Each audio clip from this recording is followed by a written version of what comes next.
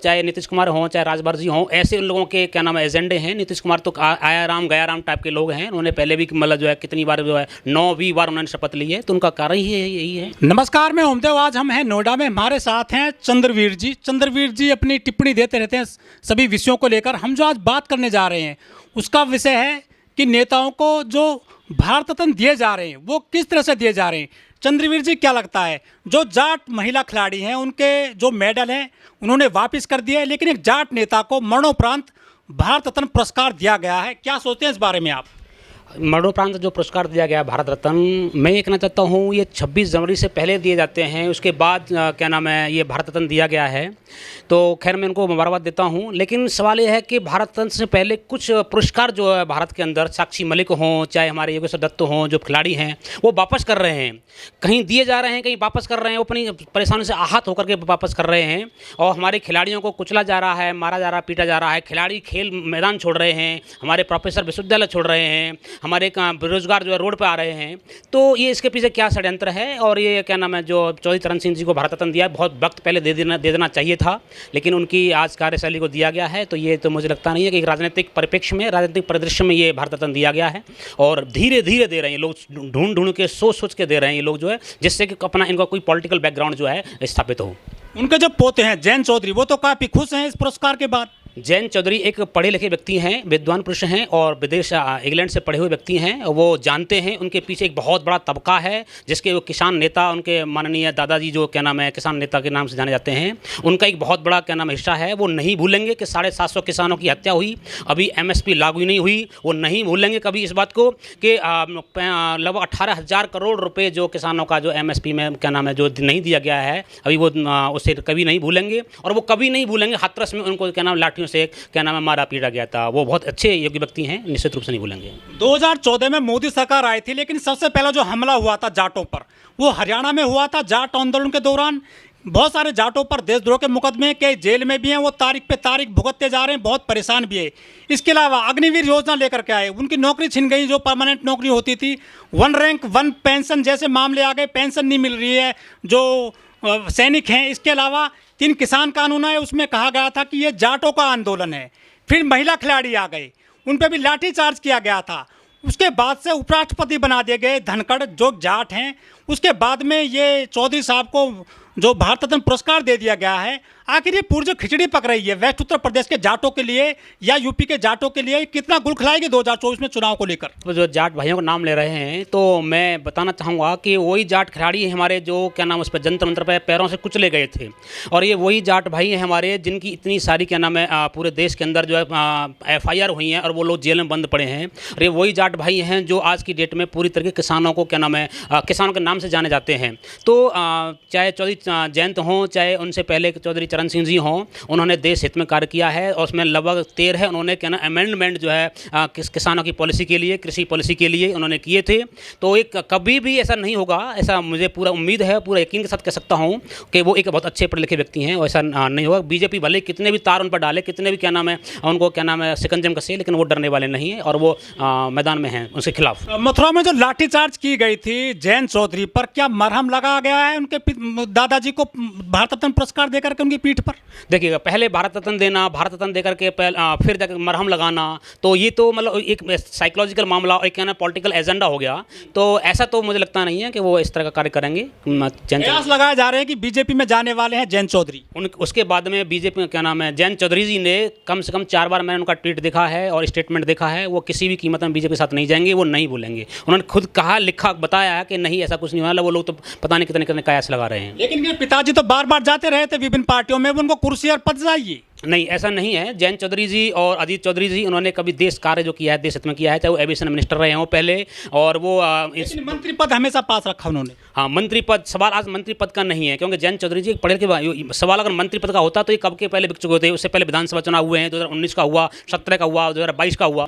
लेकिन सबसे गर्म न्यूज चल रही है आजकल जैन चौधरी को लेकर।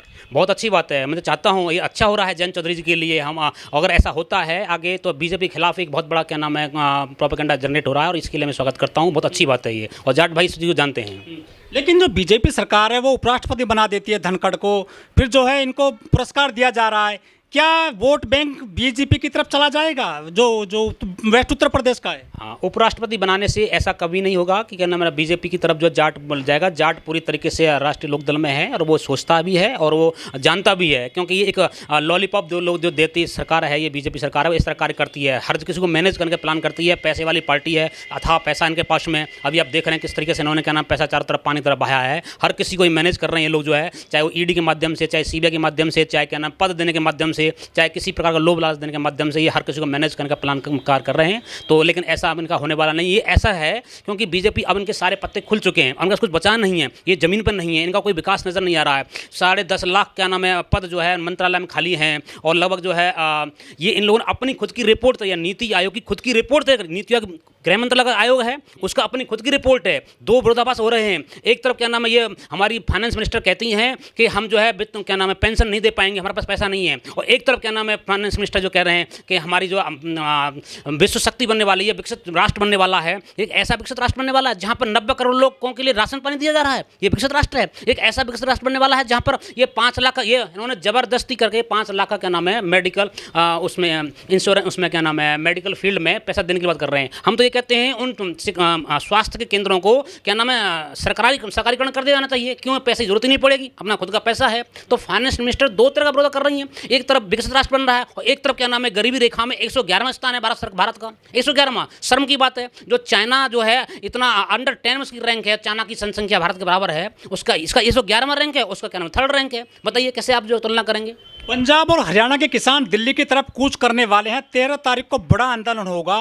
क्या उसी को रोकथाम करने के लिए बीजेपी सरकार ने चौधरी चरण सिंह को भारत रत्न दिया है? हाँ, ये एक बहुत बड़ी मेरे पास एक कुछ खबर थी कि वहाँ से इन्होंने जो है एक्सपोर्ट जो है बंद कर दिया था पंजाब में, जो चावल पैदा हुआ था। पंजाब अभी वहाँ पर सरकार बदली है और क्या नाम वहाँ पर ये लोग आ रहे हैं और मैं इनका स्वागत करता हूँ। जैसे इंडिया गठबंधन की बातें हो रही हैं और इंडिया गठबंधन में चाहे आम आदमी पार्टी हो, चाहे कांग्रेस हो, चाहे सपा हो, चाहे कोई और पार्टियाँ हो, तो इनके खिलाफ ये षड्यंत्र रच रहे हैं। उस पर एक्सपोर्ट पर क्या नाम इन्होंने बैन लगाया पंजाब में, जो वहाँ पर बहुत बेहतरीन चावल उत्पाद हुआ और अकेले उसमें 6000 करोड़ रुपए का क्या नाम पंजाब में चावल उत्पादन हुआ, जिस पर इन्होंने अच्छी क्वालिटी का ये क्या नाम उन्होंने बैन लगाया था। तो ये काम ऐसा कर रहे हैं, ये लोग कूच करेंगे, उनका हम स्वागत कर रहे हैं, उनका पूरा तरीके से समर्थन करेंगे और पूरी तरह साथ देंगे उनका किसानों को कूच कर रहे हैं वहाँ से, पंजाब से, हरियाणा से। हम पूरी तरीके से इस तरह पश्चिमी उत्तर प्रदेश से हम जो क्या नाम यहाँ से किसानों को लेने का काम करेंगे। लेकिन जब किसान आते हैं बॉर्डर पर आंदोलन करने के लिए, जो दलित हैं उनको क्या मिलता है उस आंदोलन में? वो तो खेती और मजदूर हैं। जी, ये आपने बहुत बड़े सवाल किया है कि मजदूरों को क्या मिलता है। देखिए, सवाल सिर्फ मजदूर का नहीं है, सवाल मजदूर का भी है, बेरोजगार का भी है, सवाल गरीब का भी है, सवाल कमजोर का भी है। सवाल अभी आप देखिएगा एनसीआर की रिपोर्ट पढ़िएगा,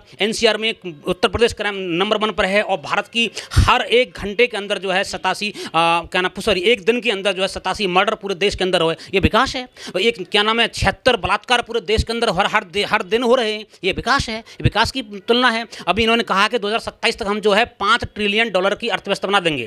एक तरफ $5 ट्रिलियन की अर्थव्यवस्था बना रहे हैं, एक तरफ 40% इकोनॉमी इनकी बढ़ी है और एक तरफ जो है मात्र 2 से 3% जो है आम आदमी की क्या नाम है वो आमदनी बढ़ी है। अयोध्या के राम मंदिर में सोने के मुकुट चढ़ाए जा रहे हैं, बड़ी बड़ी वहाँ दान दिए जा रहे हैं, 1 ट्रिलियन की अर्थव्यवस्था बन जाएगी अकेले उत्तर प्रदेश की। हाँ, इन लोगों ने इस तरह का क्या नाम है मैनिपुलेशन किया है। ये लोग यही काम कर रहे हैं क्योंकि अपने विकास से, अपनी जो चीज़ों से छुपाना चाह रहे हैं, उनको बताना चाह रहे हैं, क्योंकि इनके पास में कुछ है तो है नहीं। इन्होंने सरकार को जनता कुछ दिया तो है नहीं। ये राम मंदिर के नाम से इन्होंने इतना पैसा की गारंटी चल रही सर, मोदी गारंटी 15 लाख की भी चली थी, हर अकाउंट में 15 लाख, जिसके लिए अमित शाह ने कहा था ये जुमला है। मोदी गारंटी क्या नाम है 2 करोड़ रोजगार हर साल उत्पन्न करने के लिए इन्होंने कहा था। अभी यहाँ पर जो है बेरोजगारी के लिए इनका खुद का रिपोर्ट है, मैं तो विश्वास नहीं करता। आप जर्मनी और फ्रांस का सर्वे जो हुआ है उस रिपोर्ट को पढ़ के देखिए कि यहाँ पर बेरोजगारी की हालत क्या है। फर्जी आंकड़े हैं विदेश के। वो विदेश के नहीं, क्या बात कर रहे हैं सर? विदेश तो निष्पक्ष काम करेगा, जो करेगा तो हमारे देश पर काम करेगा। तो यहाँ के जो ये 22 लोग करेंगे, ये 22 लोग हैं भारत सरकार की जो काम कर रही है। क्योंकि एक तरफ आंकड़ा आपका दे रहा है, देखिए 2 विरोधाभास कर रहा हूँ। अभी क्या नाम है बजट पारित हुआ है, तो उसमें जो है क्या नाम है इन लोगों ने शिक्षा के क्षेत्र में मात्र 3% क्या नाम है बजट दिया है।